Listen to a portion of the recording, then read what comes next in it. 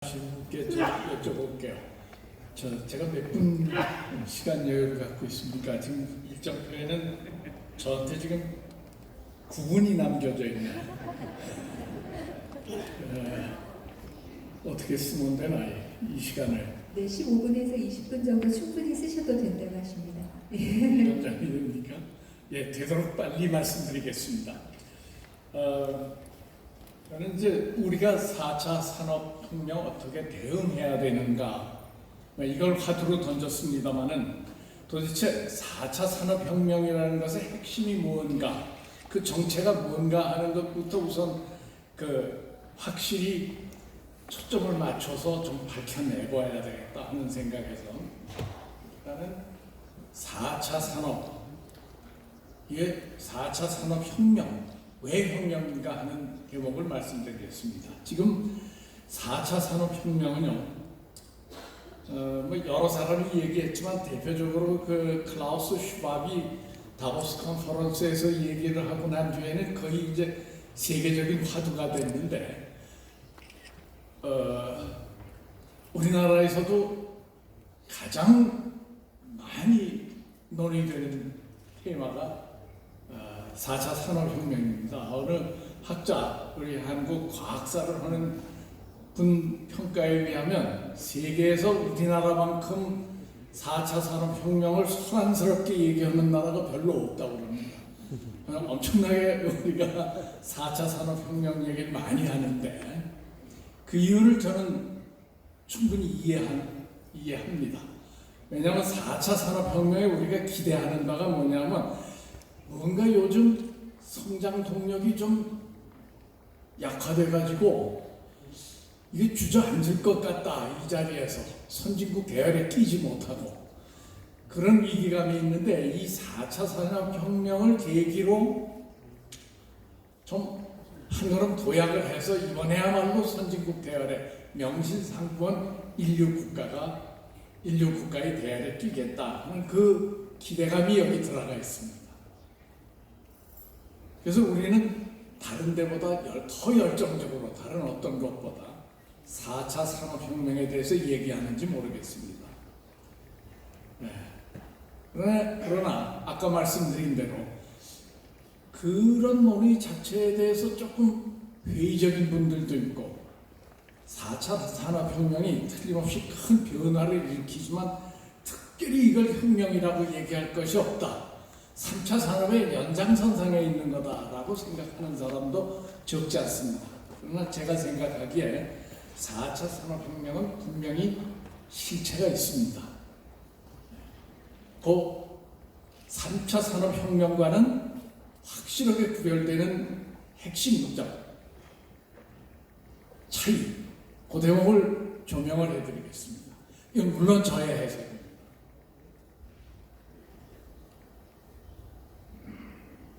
그 말씀을 드리기 위해서 몇 가지 예를 빨리 사진을 보여드리겠습니다.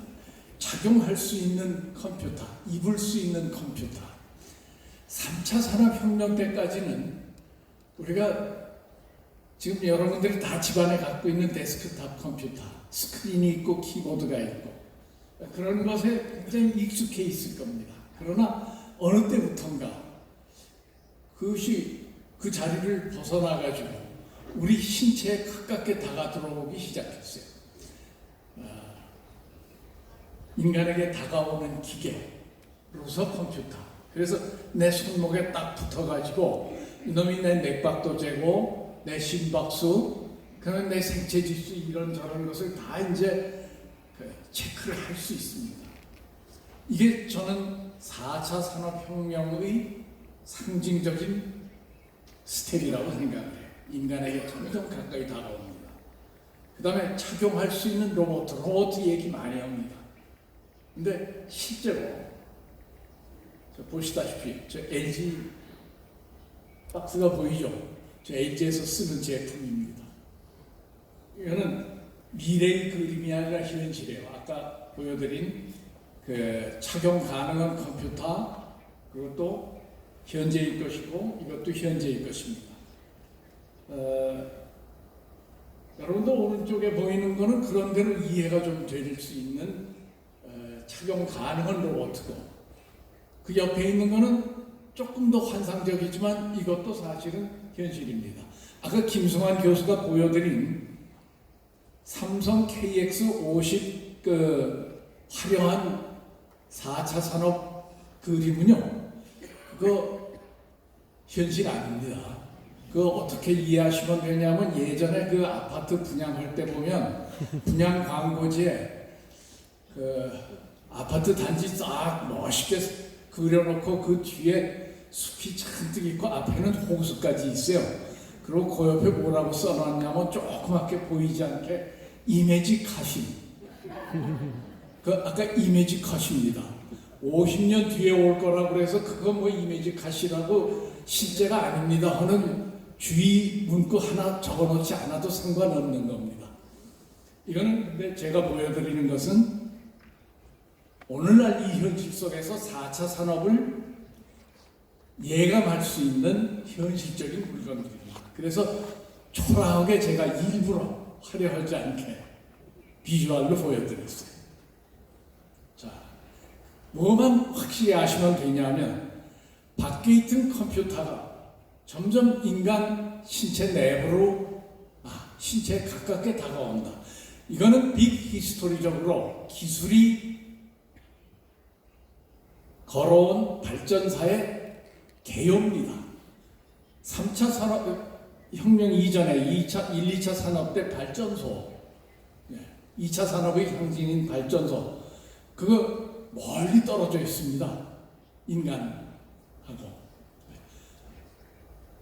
그러면서 우리에게 도움을 줬어요. 엄청난 도움을 줬어.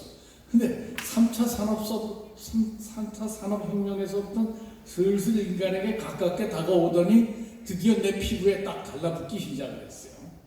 자, 그 다음 그림을 보여드리겠습니다. 이거는 감정 로봇입니다. 저는 이거야말로 4차 산업혁명의 상징이라고 생각합니다.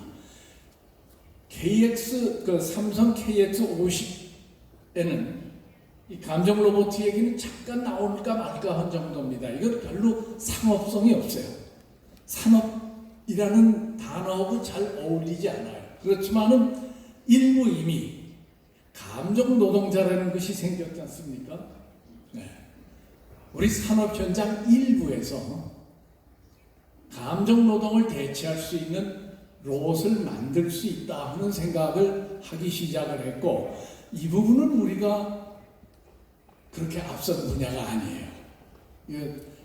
아까 LG에서 그 웨어러블 로봇 보여드렸는데, 제가 작년인가 보니까 감정 로봇을 LG에서 일본제를 수입을 몇 개 했더라고요. 그 부분은 우리가 약합니다. 현재 개발된 감정 로봇은 60여 가지 감정을 표현을 할 수 있다고 해요. 또 읽을 수 있다고 해요, 사람들한테. 그 얘기는 뭐냐면 60여 가지 감정이 가지고 있는 알고리즘을 포착해냈다는 겁니다. 그 감정의 알고리즘을 포착해냈다는 것은 무엇을 뜻하냐면, 우리들에게 그 감정을 불러일으킬 수 있는 조작 능력을 갖춘 기계가 드디어 등장을 했다는 얘기입니다. 이게 지금 산업적으로 크게 히트한 작품이 아니더라도 이게 기계가 얼마만큼까지 우리에게 가깝게 다가왔냐를 아주 심각해 하는 대목입니다. 소피아, 제가 일부만 잘라냈는데, 보시면 저 머리카락이 있을 부분에 사실은 기계가 슬쩍 보일 겁니다. 이게 우리의 미래가 될 수 있습니다. 자, 사실 아까 여기 시간이 별로 없어서 이 말씀 생략할까 했는데, 장소가 장소니만치 꼭 말씀드려야 되겠는데, 우리가 감정 로봇 같은 거 장사가 안 되기 때문에 크게 개발하는데 신경 안 썼지만은, 감정 로봇을 개발하려는 생각을 하게 된 것은 순전히 수지가 맞느냐 안 맞느냐라는 배경만 가지고 설명할 수 없는 문화적 배경이 있습니다. 이건 맨 처음에 감정 로봇을 개발하기 시작한 것이 MIT인데, 이미 서양에서는 감정이 가지고 있는 메커니즘에 관한 연구가 서양 고대에서부터 근세 공리주의 철학이 시작이 되었을 때 상당한 정도로 연구가 되어 있었어요.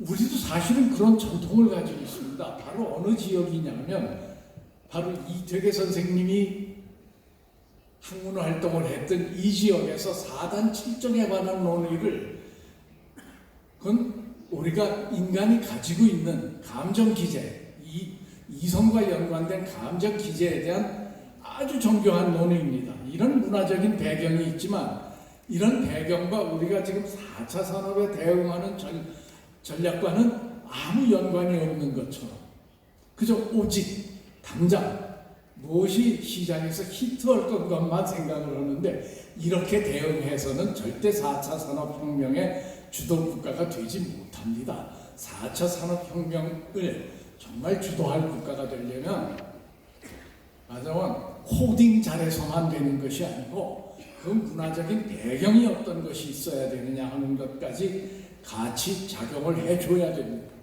자, 그 다음에 제 말씀은 기계가 인간에게 얼마큼 가까이 다가가느냐 하는 얘기 중인데요. 그 다음 뭐까지 이제 기계에게 요구하게 됐냐면 윤리적인 사고를 하게 될, 아직 하고 있는 것은 아닙니다. 하게 될 기계를 요구를 하고 있습니다. 지금 이 연구는, 이것에 관한 논의는 서양에서는 지금 굉장히 심도 있게 논의되고 있어요. 잠깐 설명을 드릴게요. 시간 걸려도. 저기 A 그림 보시면 많은 사람들이 지나가는데 저게 무인 자동차입니다. 무인 자동차라는 건 사실 잘못된 번역이에요. 드라이버레스 카예요. 자율 자동차 또는 운전자가 없는 자동차입니다. 자, 그렇게만 생각을 하시고 일단 그림 A를 보시죠. 많은 사람이 지나가는데 옆길에 한 사람이 지나가고 있어요. 그러면 드라이버레스 카가, 자율 자동차가 어떤 판단을 하겠습니까? 아주 쉬운 판단입니다. 이것도 끔찍한 일이지만은 많은 사람을 치워서 죽게 하는 것보다는 한 사람을 치는 게 더 낫겠죠. 이게 공리주의적 계산법입니다. 이건 서양의 벤담이 만들어낸 공리주의에 입각하면은 이건 당연한 선택이에요. 그리고 대부분 만 인정을 할 겁니다. 그래야 될 것 같다 하고. 자, BC는 좀 상황이 복잡합니다. 한 사람이 지나가고 있어요. 이게 정말 무인 자동차면 당연히 뭡니까? 벽에 가서 부딪히고 그 사람을 살려야죠. 근데 아까 말씀드린 대로 무인 자동차인 경우도 있겠지만 대체는 어떻습니까? 주인이 있어요. 저 뒤에 타고 있어요. 운전자만 없다 뿐이죠. 그러니까 어떤 가정을 해보냐 하면요. 저게 벽에 가서 부딪히면은 주인이 죽습니다. 저 사람 보고. 자, 이러면 윤리적으로 고민이 생기기 시작합니다. 그렇죠? 네. 저 사람을 죽일 건가, 내 주인을 살릴 건가. 이 자동차 사는 사람한테 옵션을 주면 당연히 저 사람 치고 나 살리자는 옵션을 택하겠죠. 무인 자동차로 아까 디지털 디바이드, 빈부격차 얘기가 잠깐 나왔는데 무인 자동차를 살 사람은 다 그렇게 선택을 할 거고 그것만큼 더 안전한 세상을 살 겁니다. 자, 그 다음은 어떻습니까? 그 다음은 많은 사람을 살리고 옆에다 박는 경우입니다. 이 경우에 어떻겠습니까? 주인 하나 살리고자 많은 사람을 치는 것, 이거 도덕적으로 비난할 만하죠. B의 경우는 좀 아리까리합니다. 그러나 한 사람을 살리고자, 주인 하나를 살리고자, 그것도 돈이 많아서 드라이버레스 카를 모으는 사람을 살리고자 많은 사람을 그냥 치고 갔다. 이거 가만히 있을 수가 없을 것 같아요. 자, 이럴 경우 정말 드라이버레스 카에게 어떤 윤리적 판단 알고리즘을 넣어줘야 되느냐, 이 문제 논의 안 할 수 없습니다. 드디어 그 판단까지 기계가 하는 때가 올 겁니다. 자, 여기 베리에이션 하나 덧붙이겠습니다. 저기 혼자 가는 사람 B의 그림이 어머니다, 아버지다, 딸 자식이다. 그러면 당연히 어떻겠습니까? 우리식으로 생각하면, 안동식으로 생각하면,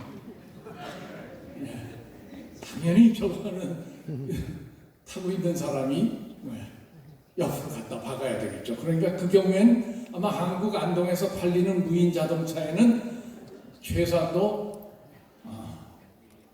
어머니, 아버지, 처자식, 일가 친척 한 3촌까지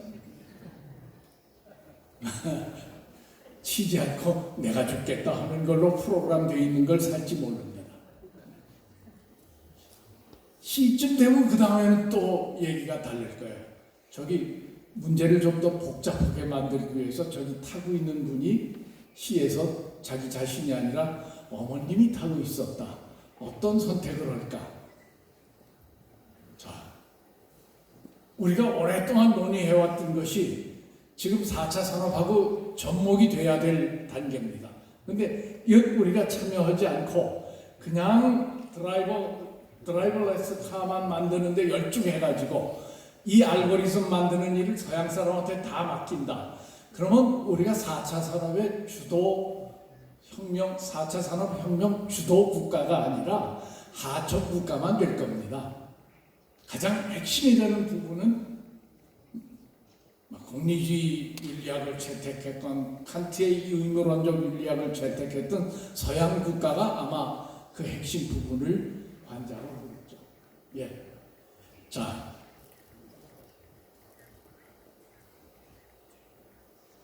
(2분) 내에 마치겠습니다. 6시에는 마치.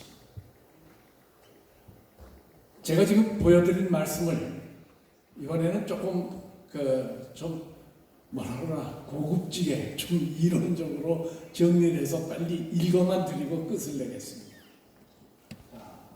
인간에게 가까이 다가와서 어디까지 가는 기계, 인간 내면에까지, 우리가 내면이라고 생각했던 것까지, 영혼이라고 얘기했던 것까지, 정신이라고 얘기했던 것까지 다가오는 기계, 그것이 4차 산업혁명의 실체입니다.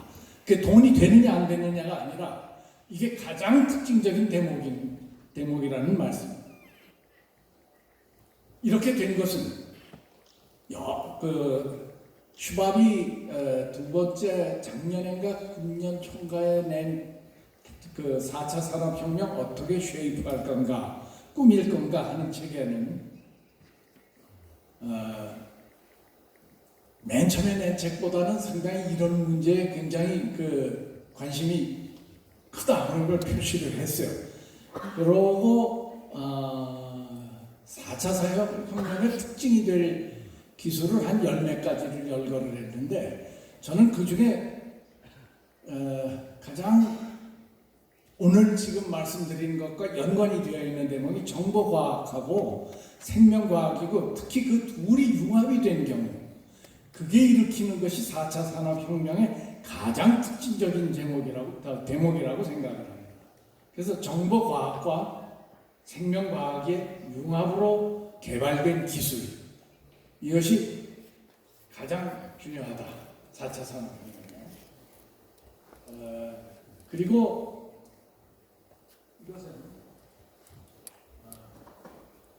잠깐만요.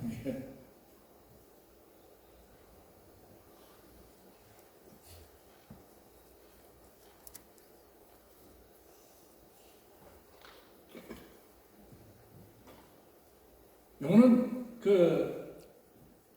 특히 이제 생명과학 중에서도 뇌과학의 발달하고 상당히 연관이 되어 있는데, 인간의 육체적인 여러 기능을 사실은 기술을 통해서 외주를 줬다고 생각을 합니다. 저는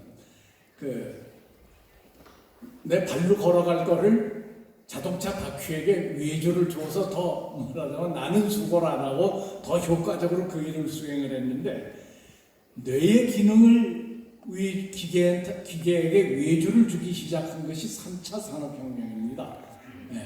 그런데 3차 산업혁명 때는 사실은 논리적인 사유, 우리가 이성적인 사유라고 하는 것을 주로 외주를 줬어요. 근데 4차 산업혁명서부터는 신경망 회로를 우리가 구성을 하기 시작하면서부터는 논리적인 사유뿐만 아니라 감성적인 것, 본능적인 것, 아주 기본 생리적인 것까지도 사실은 기계에게 맡길 수 있게 된 겁니다. 이거는 정말 정보과학과 생명과학의 둘이 합작을 해서 만들어낸 결실이에요. 그렇게까지 다가온 결과가 뭐냐면 인간과 기계가 하나가 되는 세상입니다. 이건 어떻게 이해할 수 있냐면요. 이게 정말 혁명적인 것이, 이거는 2018년 작년에 나온 책인데, 물리학자 우리 김승환 교수님처럼 물리학 하시는 분이 태그 마르크라는 사람이 라이프 3.0 이라는 책을 쓴 게 있어요. 거기 사실은 4차 산업혁명이 제가 말씀드리는 이 방향으로 간다 하는 것을 명확히 해놨습니다.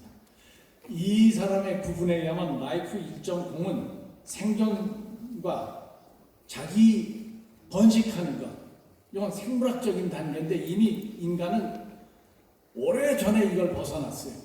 라이프 2.0은 뭐냐면 문화 단계로서 소프트웨어를 설계를 할 수 있는 단계입니다. 라이프 3.0은 인간이 자기 몸, 뇌까지 설계를 할 수 있는, 그것까지 만들어낼 수 있는 단계입니다.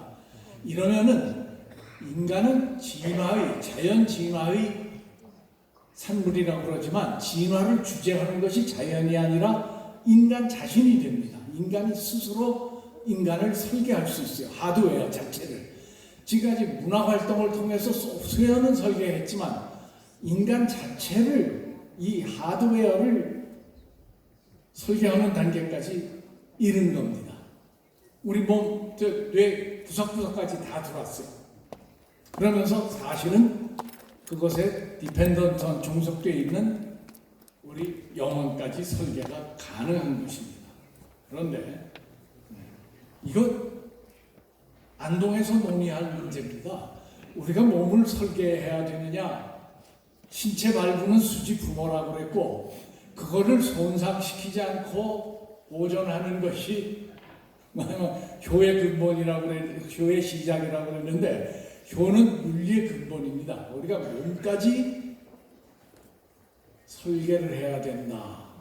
이 문제는 정말 한번 논의를 해봐야 되는 얘기입니다. 이건 현대적인 버전으로 다시 옮겨서 고루한 효에 관한 얘기가 아니라 인간의 몸에 관한 우리의 태도에 관한 태도를 어떻게 생각을 해야 되느냐 하는 문제죠.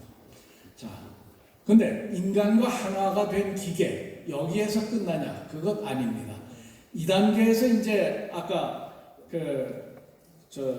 유엔 전 사무총장도 말씀하셨고 김승환 교수도 얘기했지만 디지털 디바이드가 심각하게 문제가 될 겁니다. 말하자면 누구나 기계와 하나가 되는 게 아니라 돈 있는 사람부터 기계와 하나가 돼서 더 증강된 인간이 될 겁니다. 그런데 거기서 이야기는 끝나는 것이 아니라 기계는 기계대로 계속 발달을 해서 지능 폭발이라는 단계를 거치게 될 겁니다. 이거는 아까 김승환 교수가 얘기한 튜링의 친구인 얼빈 굿이라는 수학자가 이것의 가능성에 관한 아규멘테이션, 논변을 제시했어요. 이미 20세기 중반에, 초중반에. 지능 폭발 단계를 거치고 나면 초지능이 등장을 할 겁니다. 그리고 인간이 할 수 있는 일을 과하되 인간보다 훨씬 잘할 수 있는 소위 강한 인공지능, 스트롱 AI 또는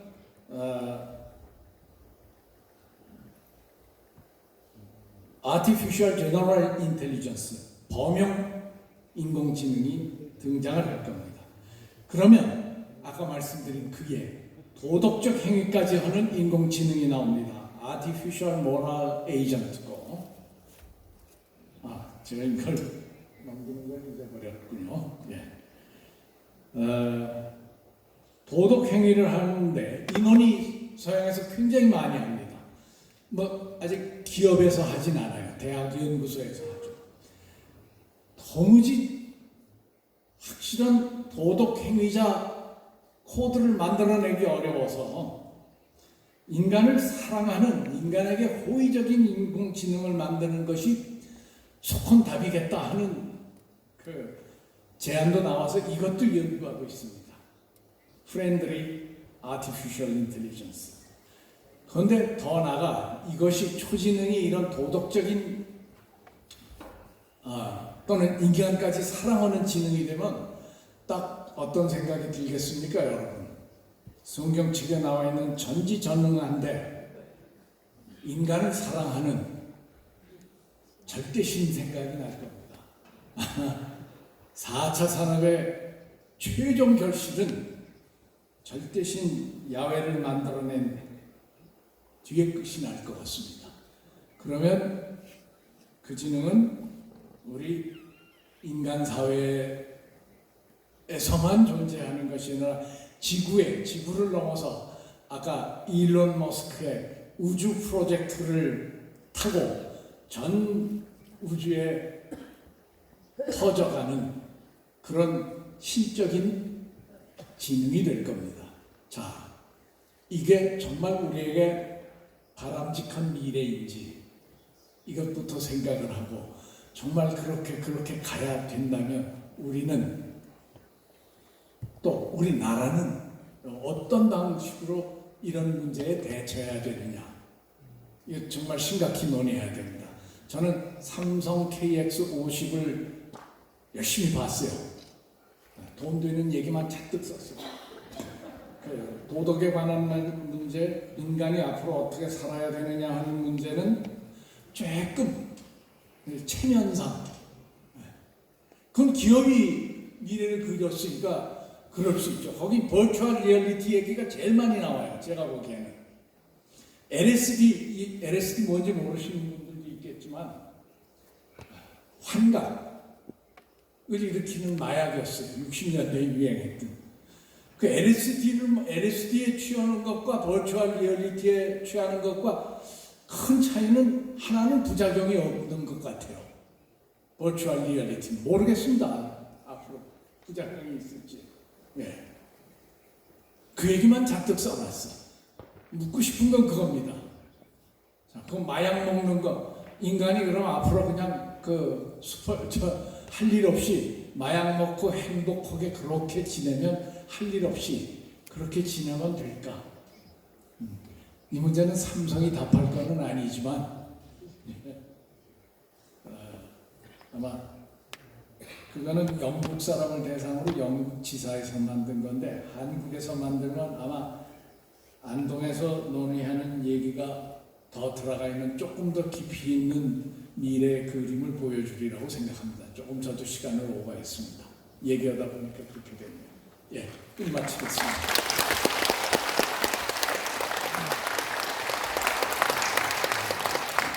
고맙습니다. 시간이 아쉬울 정도로 정말 소중한 이야기들 그리고 인문 가치에 대한 정보들을 함께 나눠주셨는데요. 지금부터 두 분의 패널 토론이 이어지겠습니다. 아마 두 분이 함께 이야기 나누시면서 더욱더 우리 삶의 미래를 그려볼 수 있는 정보가 많이 나올 것 같습니다. 그러면 패널 토론 진행하겠습니다.